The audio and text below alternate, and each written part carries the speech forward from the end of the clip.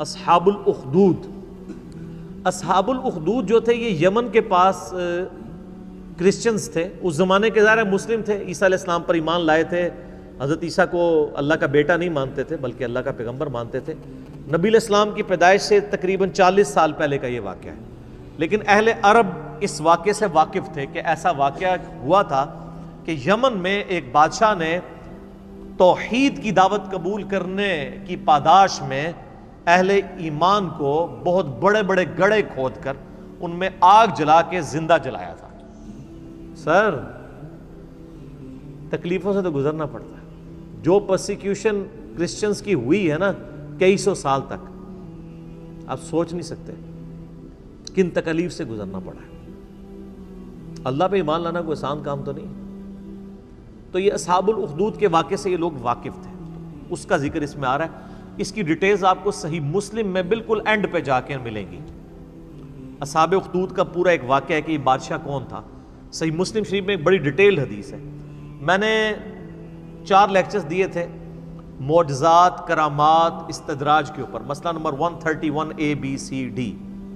اس میں جو D portion تھا اس میں نے اولیاء اللہ کی 10 کرامات جو صحیح سند سے احادیث کی کتابوں میں آئی ہیں نا وہ میں نے کور کی تھی. ان میں سے ایک کرامت اصحاب اخدود والی بھی تھی جو میں نے اس میں کور کی تھی صحیح مسلم کے ریفرنس سے. صحیح مسلم شریف میں اس کا واقعہ یوں ملتا ہے کہ یمن میں ایک یعنی وہ بادشاہ تھا جو بیسیکلی ہے تو یعنی یہودی تھا. اس وجہ سے وہ عیسائیوں سے زیادہ نفرت کرتا تھا کیونکہ حضرت عیسیٰ علیہ السلام کو کرسچن جو ہے پیغمبر مانتے ہیں بلکہ اس میں غلوف کر کے خدا کا بیٹا مانتے ہیں, اور دوسری طرف یہودی کہتے ہیں کہ یہ نعوذ باللہ دجال ہے. اب ان کا آپس میں تو اکٹھ ہو ہی نہیں سکتا نا. ایک شخصیت جو ایک طبقے کے لیے خدا کے درجے پہ فائز ہو اور دوسرا اسے جو ہے نعوذ باللہ دجال اور پتہ نہیں کیا کیا الفاظ استعمال کرتے ہوں, تو ان کا آپس میں اکٹھ تو ہو نہیں سکتا. یہ تو یہودیوں نے سازش کر کے کس طرح عیسائیوں کو دبوچا ہے کہ آج یہودی اور عیسائی ایک پیج کے اوپر ہیں, ورنہ 20ویں صدی کے آغاز سے پہلے تک تو یہ قتل و غارت کا بازار گرم تھا ان کا آپس میں.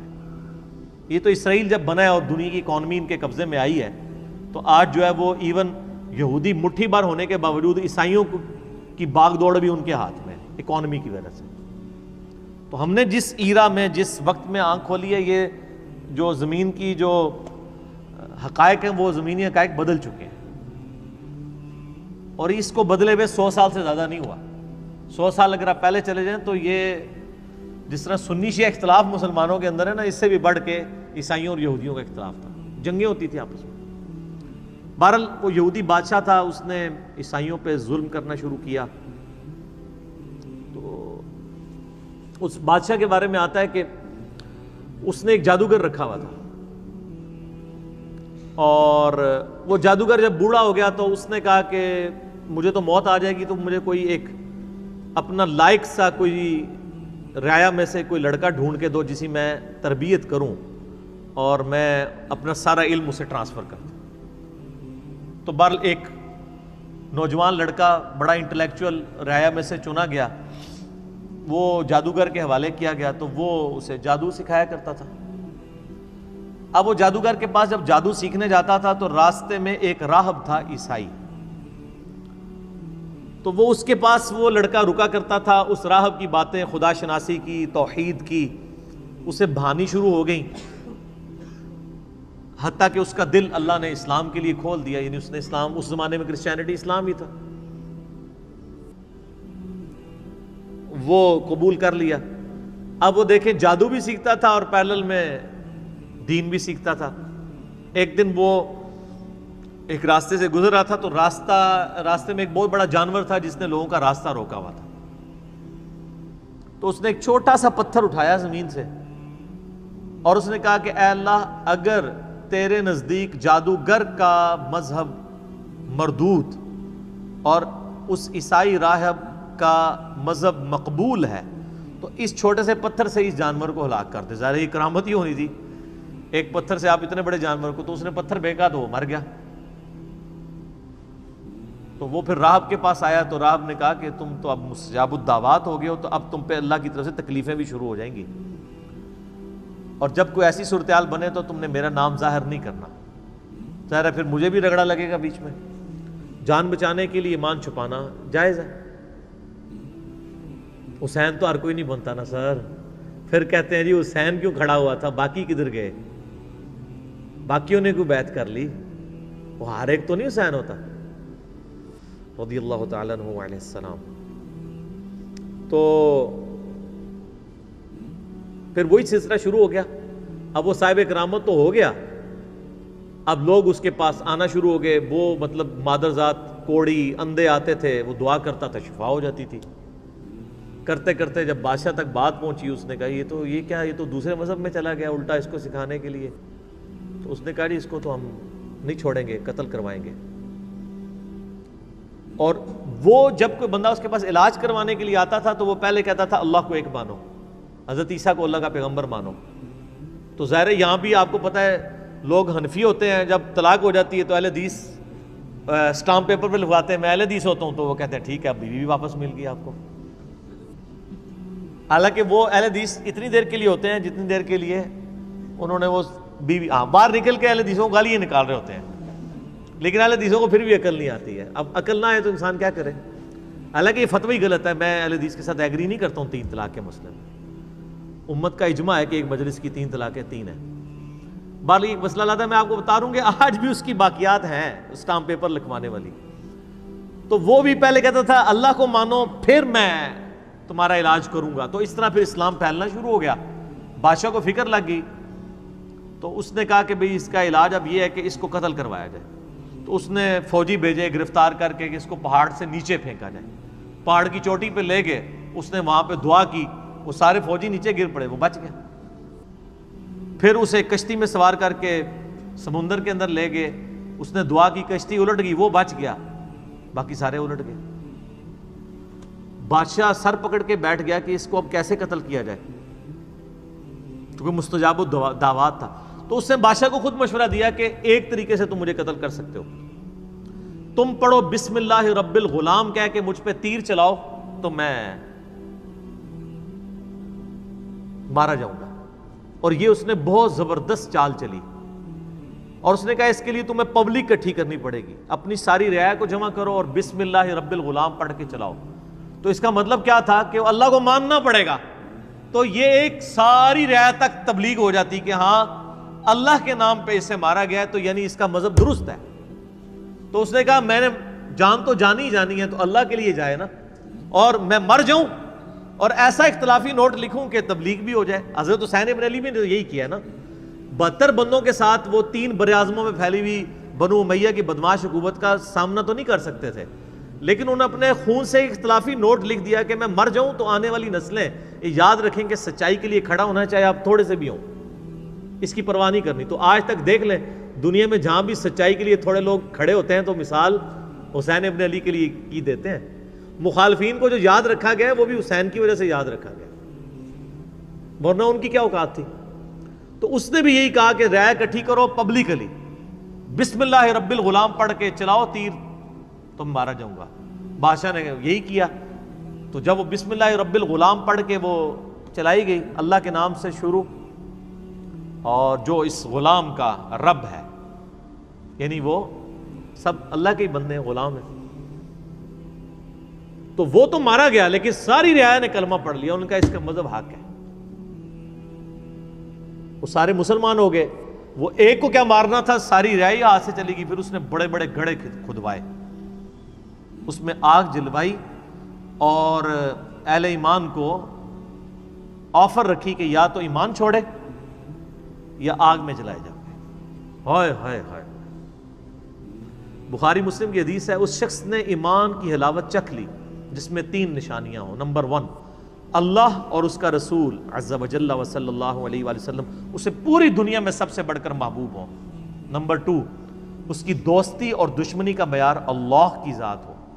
اور نمبر 3 کفر کی طرف لوٹایا جانا اس کے لیے اتنا ہی ناپسندیدہ ہو جائے جتنا زندہ آگ میں جلایا جانا. وہ جلنے کے لیے تیار ہو جائے, ایمان نہ چھوڑے. ایمان کی مٹھاس اس بندے نے چکھی ہے. لوگ ایمان نہیں چھوڑ رہے, زندہ آگ میں جلائے جا رہے ہیں. صحیح مسلم کے الفاظ ہیں کہ ایک عورت تھی, اس کا دودھ پیتا بچہ تھا. دودھ پیتا بچہ تو بولتا بھی نہیں ہے. جب اسے آگ میں پھینکنے لگے نا تو اس کے دل میں ایک لمحے کے لیے خیال آیا کہ میں جان اپنے بچے کی وجہ سے نا جان بچانے کے لیے میں دین چھوڑ دوں. تو وہ دودھ پیتا بچہ بول اٹھا کہ ماں تو حق پہ ہے. اللہ اکبر کبیرہ. یعنی یہ کرامت تھی. تو پھر ان ماں بیٹا کو بھی جلا دیا. وہ تو خیر دنیا میں جلے نا تو سیدھے جا کے جنت میں لینڈ کیا. تو یہ پوری حدیث صحیح مسلم میں اصحاب الاخدود کے بارے میں ہے. آپ دیکھیں کہ اصحاب الاخدود کو نبی علیہ السلام کی پیدائش کے وقت شہید ہوئے 40 سال ہو چکے. پھر اس کے بعد بھی 40 سال, یعنی 100 سال بعد قرآن نازل ہو رہا ہے آلموسٹ. اور اللہ اپنے بندوں کو نہیں بھولا اور اس کے اندر ذکر کیا ان کا. اور اس میں اللہ تعالیٰ بتا رہا ہے پھر ہم ان سے بدلہ لیں گے جنہوں نے اہل ایمان کے ساتھ یہ کچھ کیا. دنیا میں ٹھیک ہے کھلی چھٹی ہے, لیکن آخرت میں پکڑے جائیں گے. وَالسَّمَاءِ ذَاتِ الْبُرُوجِ, قسم ہے آسمان کی جو برجوں والا ہے. وَالْيَوْمِ الْمَوْعُودِ, اور اس دن کی جو وعدے کا دن ہے یعنی قیامت کا دن. وَشَاهِدٍ وَمَشْهُودٍ, اور حاضر ہونے والے دن کی اور اس کی جس کے پاس حاضر ہوں گے, یعنی قیامت کے دن کی اور قیامت کے دن کا مالک, مالک یوم الدین, سب کی قسم. قُتِلَ أَصْحَابُ الْأُخْدُودِ, مارے گئے کھائی کھودنے والے. حالانکہ مارے کون گئے تھے؟ جو کھائی میں پھینکے گئے تھے. اللہ نے کہا وہ نہیں مرے, وہ تو زندہ ہے. شہید تو مرتا نہیں ہے نا. وَلَا تَقُولُوا لِمَنْ يُقْتَلُ فِي سَبِيلِ اللَّهِ أَمْوَاتٌ, مت کہا کرو مردہ جو اللہ کی راہ میں مارے جائے, وہ تو اللہ کے حضور زندہ ہے. اللہ فرمایا مارے گئے اصحاب الاخدود جنہوں نے وہ گڑھے کھودے تھے. النار ذات الوقود, جبکہ وہ آگ بڑے ایندھن والی تھی. اذ ہم علیہا قعود, جب وہ اس کے کنارے پر بیٹھے ہوئے, یعنی یہ منظر دیکھ رہے تھے اہل ایمان کو آگ میں جلایا جا رہا ہے اور وہ انجوائے کر رہے ہیں. وَلِعَوْذُ بِاللَّهِ. وَهُمْ عَلَى مَا يَفْعَلُونَ بِالْمُؤْمِنِينَ شُهُودٌ, اور جو کچھ اہل ایمان کے ساتھ سلوک کر رہے تھے وہ وہاں پہ بیٹھ کے اس پر گواہ تھے. ظاہر آپ اگر یہ رومنس کی بھی آپ ہسٹری دیکھیں, یہ لوگ بھی یعنی بھوکے شیروں کو زندہ انسانوں پہ چھوڑ دیتے تھے. آپ یوٹیوب پہ جا کے دیکھیں نا کہ کیا کیا طریقے انسانوں کو اذیت اور عذاب دینے کے ان لوگوں نے ڈیوائز کیے ہوئے تھے. تو یہ بھی ایک طریقہ تھا تکلیف دینے کا. خود کرسیوں پہ بیٹھ جاتے تھے اور ان کے سامنے یہ منظر ہوتا تھا کہ اہل ایمان کو جلایا جا رہا ہے.